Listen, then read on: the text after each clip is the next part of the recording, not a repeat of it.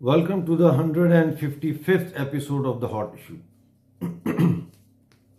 दोस्तों, इस वक्त मैं आपके लिए जो खबर लाया हूं और जो मैं आपको बताने लगा हूं वो अभी तक कहीं भी ये न्यूज़ ब्रेक नहीं हुई। मैंने सारे चैनल चेक किए हैं, वेबसाइट्स चेक की हैं, गूगल चेक किया है, कहीं पे भी ये खबर ब्रेक नहीं हुई।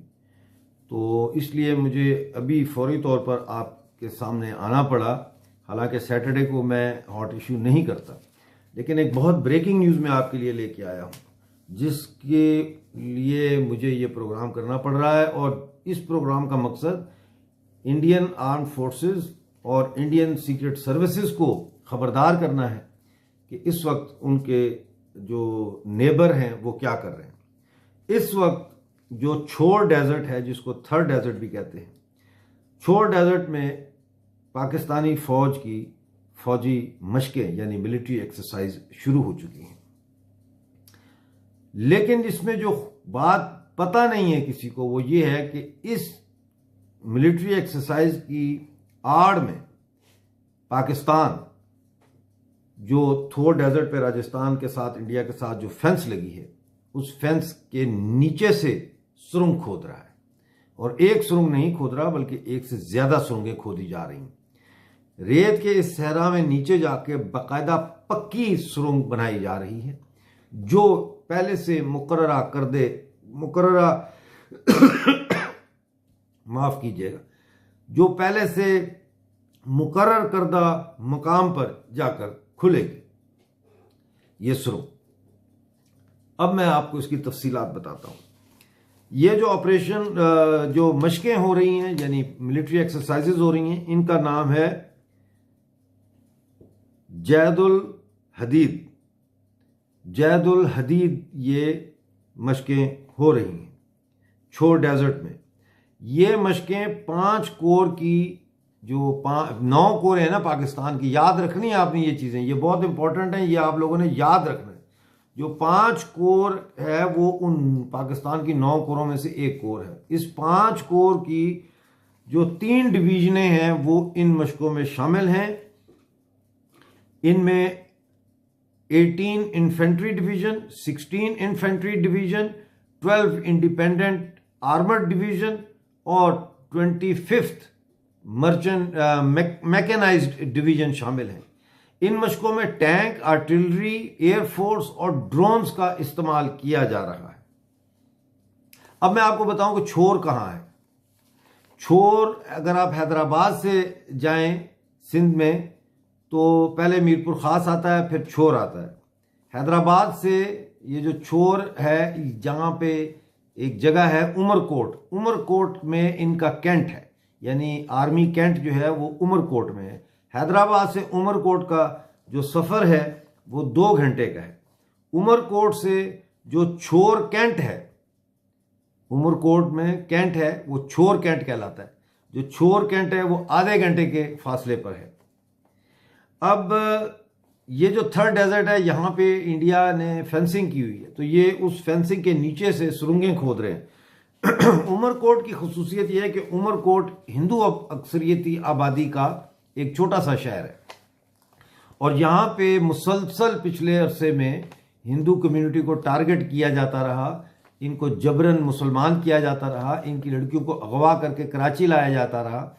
और आज समझ आ रही है कि इसकी बैकग्राउंड में ये चीज़ थी कि इन्होंने यहाँ पे हिंदुओं को इतना खौफजदा और तंग रखना है कि उनको इन एक्सरसाइजेज से या फौज की मुखबरी से जो है वो मना रखा जा सके। इस ऑपरेशन जो ये मशकें हैं, इसकी ऑपरेशनल ब्रीफिंग जो है, ये 5 कोर के commander lieutenant general Nadeem Anjum ने पर्ची जेवेरी, ये छोर के नज़दीक एक जगह, वहां पे दी है। अब इसका मकसद क्या है? इसका मकसद ये है कि 2 डिवीजन फौज छोर में फ्लैंक प्रोटेक्शन की भी तैयारी कर रही है। आपको पता है कि चाइना के साथ जो इंडिया ने अपने तल्लुकात को बेहतर किया और चाइना को पसपाई पर मजबूर किया, ये इंडिया की बहुत बड़ी फतह है, क्योंकि चाइना को उंगली पाकिस्तान ने की थी कि तुम यहाँ पे इंडिया के साथ ऐसे करो और इधर से हम कश्मीर लेते हैं, लेकिन वो चाइना को तो मुंह की खानी पड़ी। उसके बाद फिर मुज़ाकरात के कई दौर चले और उसके बाद फाइनली जो है कल और परसों ये टैंक्स और उनकी फौजें पीछे हुई, हम भी पीछे हो गए। इससे पाकिस्तान की वो जो पिंसर मूवमेंट वाली जो थी टू फ्रंट वॉर का जो चांस है वो ख़त्म हो गया। अब आपको पता है कि पाकिस्तान जो है वो कन्वेंशनल वॉर नहीं लड़ सकता इंडिया के साथ, तो वो इसी तरह के काम करता है। कभी लाइन ऑफ कंट्रोल से सुरंगें थी वो पकड़ी गई, फिर इन्होंने सांबा सेक्टर में कोशिश की, पिछले हफ्ते वो पकड़ा गया। अब ये छोर डेजर्ट के जरिए खंदके खोद रहे हैं and they are bloody desperate to do something. अब इसमें जो बात समझने वाली है वो ये है कि इस वक्त बलूचिस्तान में जो जनरल एमन बिलाल, जो बलूचिस्तान में जनरल एमन बिलाल हैं, उनको ये काम चाइना ने सौंपा है कि वो बलूचिस्तान में सफाई करें और बलूचिस्तान को 6 महीने के अंदर अंदर क्लियर करके उनके हवाले करें। ये तो एक काम ये कर रही है। दूसरा काम ये कर रही है कि पीओजेके में इन्होंने 2 ब्रिगेड भेज दिए हैं, ब्रिगेड 26 एंड ब्रिगेड 28। ये किस चक्कर में इन्होंने भेज दिए हैं? और अब 9 ब्रिगेड्स हैं इस वक्त जो है ना वो पीओजेके में। अब ये मशकें कर रहे हैं इधर। अभी लास्ट वीक इन्होंने मशकें ख़त्म की हैं खारिया में जो जेलम के पास है, और वहाँ पे आपको मैं बता चुका हूँ कि सेंट्रल कमांड की मीटिंग हुई, उसमें क्या फैसले हुए वो मेरी पिछली वीडियोस में आप देख सकते हैं। तो इसलिए ये भारत को होशियार होना चाहिए। ये कुछ भी करेंगे अब अपने खिफत मिटाने के लिए भी और इंडिया को इंगेज करने के लिए। तो ये इस वक्त जो सुरंगें खोद रहे हैं राजस्थान में दाखिल होने के लिए, और इन्होंने पहले से जो मैं आज रेडियो मालिया भी मैंने में भी एक्सप्लेन किया है कि ड्रोन जो है एक ज्योग्राफिकल सर्वे के लिए होता है ड्रोन, और एक ड्रोन जो है वो वेपन कैरी करने के लिए, राशन कैरी करने के लिए, इन चीज़ों के लिए होता है। तो ज्योग्राफिकल सर्वे वाले जो ड्रोन्स हैं उनके ज़रिए ऑलरेडी ये आइडेंटिफाई भी कर चुके हैं, और इनके जासूसों ने वो जगह जाके वहाँ पे उनको बाकायदा जो है उनको निशानदेही कर चुके हैं कि यहाँ से इस टनल को हम खोद के निकालेंगे तो हम इंडिया की इंटेलिजेंस और इंडिया की आर्मी की आंखों से ओझल रहेंगे।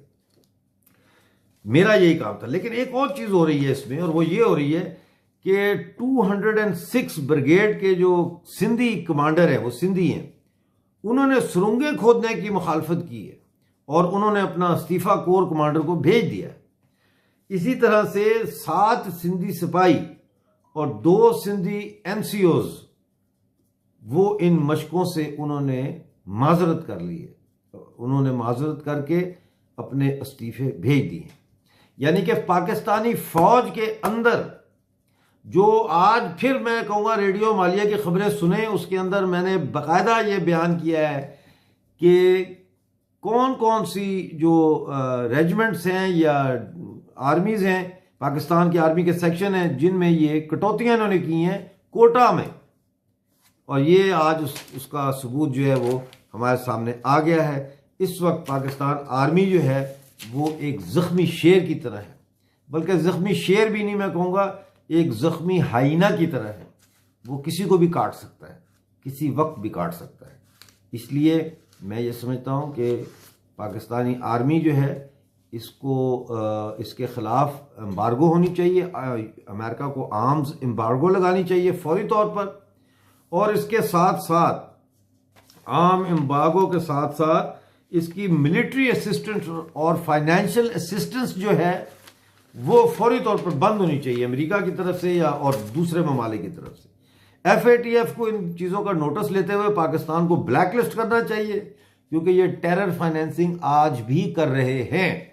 ये आज भी अपने तरीक़ाकार से, अपने नेटवर्क के ज़रिए वाया यूरोप ये आज भी पैसे श्रीनगर पहुंचा रहे हैं। आप सबका बहुत बहुत शुक्रिया, थैंक यू वेरी मच। अब आपसे मुलाकात होगी मंडे को। अगर कोई और ब्रेकिंग न्यूज़ आई तो कल संडे को मैं आऊँगा, नहीं तो मंडे को। Thank you very much. अपना बहुत सारा ख्याल रखिए।